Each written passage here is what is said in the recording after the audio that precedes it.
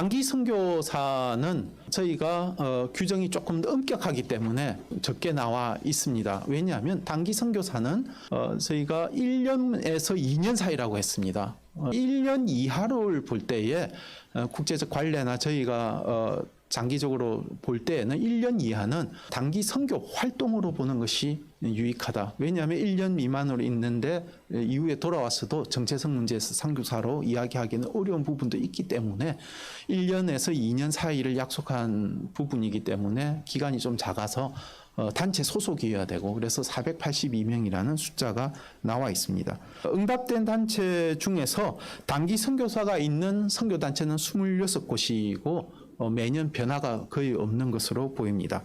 2021년 조사에서는 166단체에서 402명으로 집계되었는데 올해 코로나에서 좀 벗어나서 단기 선교사가 그래도 조금 늘어난 것으로 볼 수 있습니다.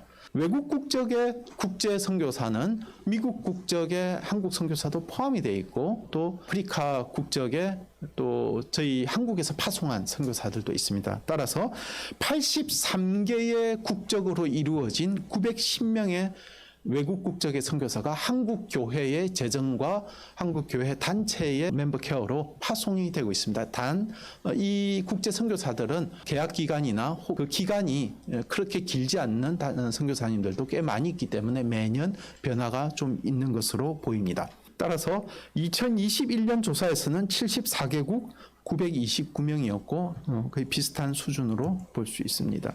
두 번째로 선교 단체 현황입니다. 이전에는 선교사만 중요하게 여겼는데 사실은 한국 선교 현황은 선교 단체가 매우 중요하다고 여겨집니다. 선교 단체가 선교사를 형성하는데 매우 중요한 역할을 하고 있기 때문입니다.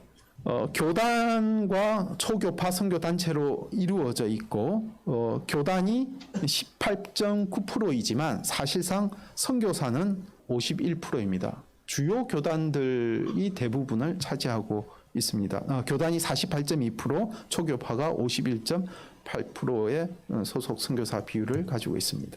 국제단체와 국내 단체를 따졌을 때에 국내에 지부가 있지만 외국에 본부가 있든지 외국의 영향 속에 있는 국제단체가 한 10%, 11% 정도 됩니다. 대부분이 국내 단체 소속 선교사입니다. 한국 자생 국내 단체가 91.2%입니다. 그리고 소속 선교사는 한 89.1%가 됩니다. 저희가 미국에서 북미에서 선교단체 유형을 나누는 것을 그래도 좀 비슷하게 나누어 보는 것은 의미가 있다고 생각되는 것이 서구권과 비교를 할 필요도 있다고 여겨집니다. 저희가 조금 다른 부분들이 있는데 한국 선교단체의 독특한 점은 서구권은 봉사단체와 지원단체가 많이 있습니다. 그러나 저희 한국은 유난히 전문단체가 많이 있습니다. 소규모 전문단체가 예산이 한 2억 이하의 1년 결산이 전문단체가 유난히 많이 있습니다. 이것은 여러 가지 측면으로 볼 수 있지만 선교의 전문성이나 교육적 측면에 있어서는 또 격려할 부분이기도 합니다. 하지만 또 선교단체의 또 균형적인 측면에서 지원단체와 봉사단체도 많이 늘어나야 될 것으로 보입니다.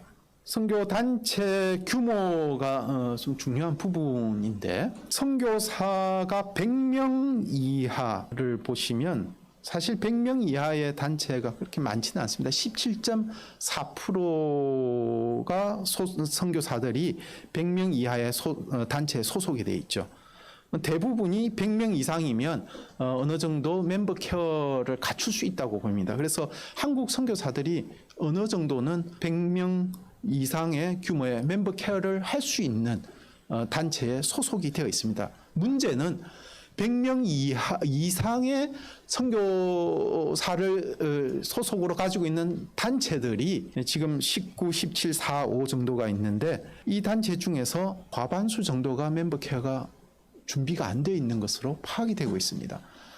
따라서 KWMA와 또 여러 교단과 또 교회와 선교단체들이 협력해서 선교사들 멤버 케어가 상당히 중요합니다. 왜냐하면 선교사의 연령이나 자녀의 연령, 그 다음에 상황 자체를 파악하지 못하고 있다는 것은 선교지에서 어떤 일들이 일어나도 대처하기가 매우 어렵다는 것이고, 선교사 개인 행동을 할 때에도 또 같이 함께 이것을 헤쳐나가는 것에 어려움을 가져올 수 있다는 것입니다. 따라서 한국교회와 선교가 건강해지려면 이 82.6%에 있는 선교, 그래도 여력이 되는 선교단체들은 반드시 멤버 케어와 선교사 관리 시스템을 갖춰야 될 것으로 여겨집니다. 선교단체 비율은 사실은 개수가 많아요. 여기에 전문단체들이 많기 때문에 80.3%입니다. 그래서 단체가 사실상 2.2%밖에 되지 않지만 1000명 이상이 34.7%의 선교사 비율을 가지고 있기 때문에 저희가 사실 6개 밑에 있는 500명 이상 9개 단체만 모여서라도 큰 담론을 이야기한다면 여러 가지 난제들을 헤쳐나갈 수 있는 중요한 그러한 핵심적인 이슈들을 잘 파악할 수 있는 것으로 좋은 여건이라고 보여집니다.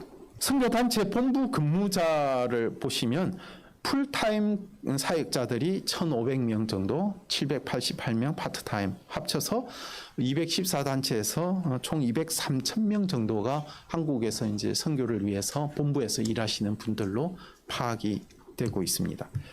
선교단체 재정 현황을 보시면 코로나 때 저희가 헌금도 줄고 많이 줄 것으로 생각을 했습니다. 하지만 막상 교회들도 그렇게 재정이 이렇게 교회가 어려워서 문을 닫는 곳은 많이 있었겠지만 재정 상황 자체에서는 전체 선교단체에 흘러오는 부분 합산에서는 작년보다 조금 더 는 것으로 파악이 되고 있습니다.